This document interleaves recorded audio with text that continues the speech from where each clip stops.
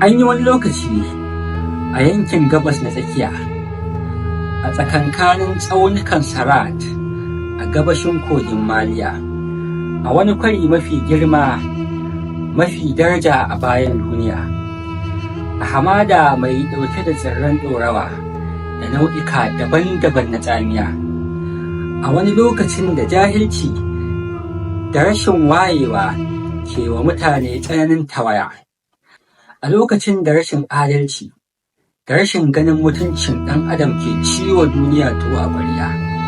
A nan ne aka yi wani mutum mai cike da ilimi da wayewa, sannan ba shi da malami, sannan bai taɓa zuwa makaranta ba, inda nan ne ake zuwa a koya.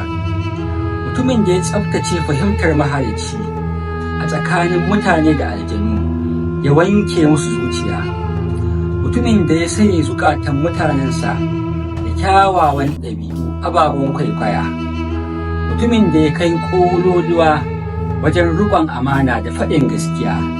Mutum mafi kyawun zuciya, mai cike da tausayi da kyawawan tarbiyya.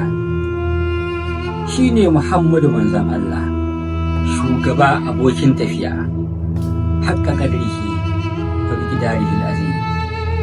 Pass on.